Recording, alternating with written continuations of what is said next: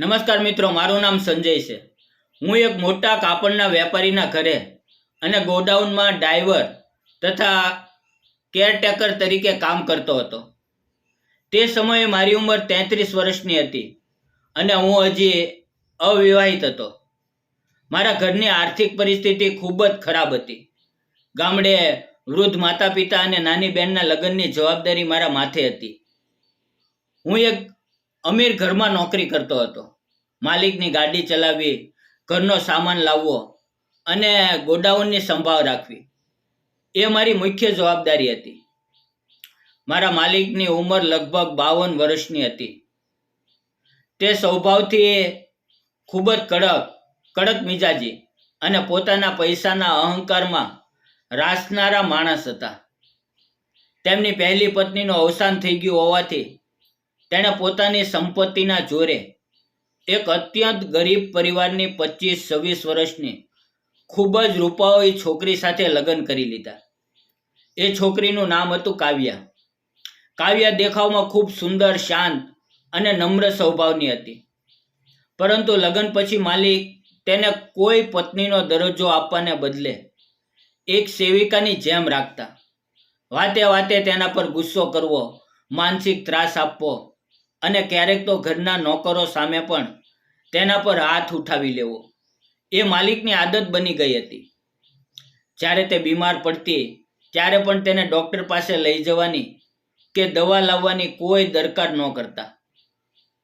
આ બધું હું દરરોજ મારી નજરો સામે જોતો અને મારું દિલ દુભાતું।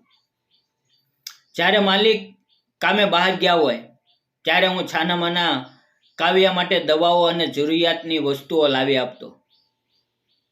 હવે ધીમે ધીમે અમારી વચ્ચે એક પવિત્ર આદર અને સંવેદનાનો સંબંધ બંધાઈ ગયો। સમયનું ચક્ર ફર્યું અને એક દિવસ માલિકને અચાનક ફેક્ટરીમાં કામ કરતી વખતે ગંભીર બ્રેન હેમરેજ થયો। હું તાત્કાલિક ગાડી કાઢીને તેને મોટી હોસ્પિટલમાં લઈ ગયો, પણ 3 દિવસની સારવાર પછી ડૉક્ટરો તેમને બચાવી શક્યા નહીં। માલિક પાસે કરોડોની સંપત્તિ અને મોટી વેપારી પેઢી હતી, પણ આગળ પાછળ કોઈ વારસદાર નહોતું। કાવ્યા પર આઘાતનો પહાડ તૂટી પડ્યો। એક તો નાની ઉંમરે દબાણમાં લગ્ન થયા અને હવે જિંદગીનો આખો આધાર છીનવાઈ ગયો। માલિકના ક્રિયાકર્મ પછી કાવ્યા થોડા દિવસ પોતાના પિયર ગઈ, પણ તેના ભાઈઓએ સંપત્તિમાં હિસ્સો ન આપવો પડે અને જવાબદારી ન લેવી પડે તે માટે તેને ભાર ગણીને પાછી મોકલી દીધી। અહીંયા આટલા મોટા બંગલામાં આવીને કાવ્યા સાવ એકલી પડી ગઈ। તે આખો દિવસ રૂમમાં પૂરાઈને રડતી અને ખાવા પીવાનું પણ છોડી દીધું હતું। તેની આવી દયાજનક સ્થિતિ જોઈને મેં તેની પૂરતી સંભાળ લેવાનો નિર્ણય કર્યો। હું તેના માટે પૌષ્ટિક ભોજન બનાવતો, તેને સમયસર ખવડાવતો અને હિંમત આપતો। એક દિવસ તેની તબિયત વધુ બગડી। હું તેને ડૉક્ટર પાસે લઈ ગયો। ડૉક્ટરે કહ્યું કે જો આટલી એકલતા અને માનસિક આઘાતમાં રહેશે તો તેની અસર મગજ પર પડી શકે છે। તેને પ્રેમ અને સહારાની જરૂર છે। તે દિવસથી તેનું મન બહેલાવવા માટે હું તેને નજીકના ફાર્મ હાઉસ અને ખેતરમાં ફેરવવા લઈ જતો। એક બપોરે અમે ખેતરમાં હતા ત્યારે લીલાછમ ઝાડ અને કુદરતી વાતાવરણ જોઈને કાવ્યાના ચહેરા પર મહિનાઓ પછી એક સુંદર સ્મિત આવ્યું। મને લાગ્યું કે મારો પ્રયાસ સાર્થક થયો, પણ અચાનક આકાશમાં કાળા ડિબાંગ વાદળો ઘેરાયા અને ધાણી ફૂટ વરસાદ શરૂ થઈ ગયો। ઘેર પાછા પહોંચવું મુશ્કેલ હતું, એટલે અમે નજીકમાં આવેલી લાકડાની એક નાની કેબન, જેને ઝૂંપડી કહેવામાં આવે છે, એની અંદર આશરો લીધો। હું કાવ્યાને પલવવાથી બચવા માટે તેના પર છત્રી પકડીને ઊભો રહ્યો, જેમાં હું સાવ પલળી ગયો। કેબિનની અંદર જઈને મેં થોડા લાકડા ભેગા કર્યા, ચૂલો સળગાવ્યો જેથી ઠંડીથી રાહત મળે।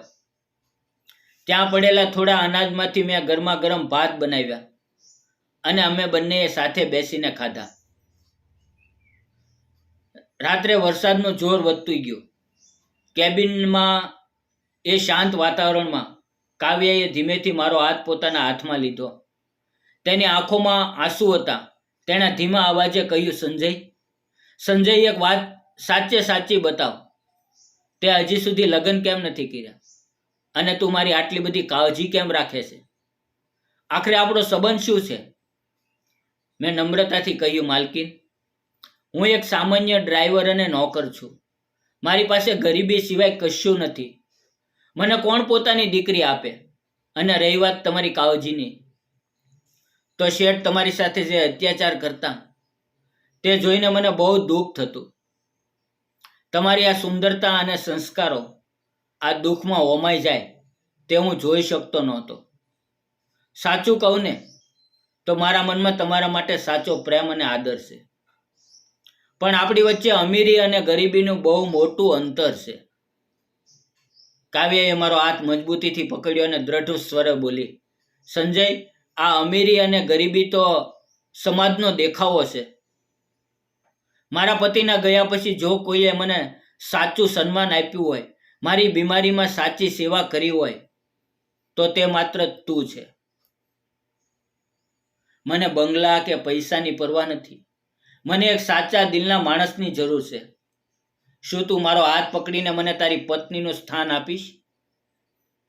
કાવ્યાના આ શબ્દો સાંભળીને મારી આંખો ભરાઈ આવી અને મનનો બધો સંકોચ ઓગળી ગયો.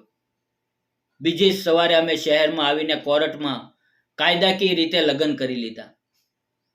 લગ્ન પછી કાવ્યાએ મને નોકરના સ્થાનેથી હટાવીને પોતાના પતિનો સાચો દરજ્જો આપ્યો. આજે અમે બંને તે જ ઘરમાં સંપત્તિથી નહીં પણ પરસ્પરના સાચા પ્રેમ, આદર અને સુખ શાંતિ સાથે અત્યંત આનંદથી જીવન જીવી રહ્યા છીએ. મિત્રો, આ વાર્તા આપણને એ જ શીખવે છે કે સાચો પ્રેમ ક્યારેય ગરીબી, અમીરી, હોદ્દો કે સમાજની સીમાઓ નથી જોતો. સંબંધો પૈસાથી નથી ટકતા, પરંતુ મુશ્કેલીના સમયે સાચો સહારો બનવાથી ટકે છે. જો તમને સંજય અને કાવ્યાની આ પ્રેમ કથા ગમી હોય તો વિડીયોને લાઈક કરજો, તમારા મિત્રો સાથે શેર કરજો અને ચેનલને સબસ્ક્રાઈબ કરવાનું બિલકુલ ભૂલતા નહીં. કોમેન્ટમાં જરૂર જણાવજો કે તમને આ વાર્તા કેવી લાગી. કાલે ફરી મળશું એક નવી પ્રેરણાદાયી વાર્તા સાથે. ત્યાં સુધી આવજો. તમારું ધ્યાન રાખો. ખુશ રહો. ધન્યવાદ મિત્રો.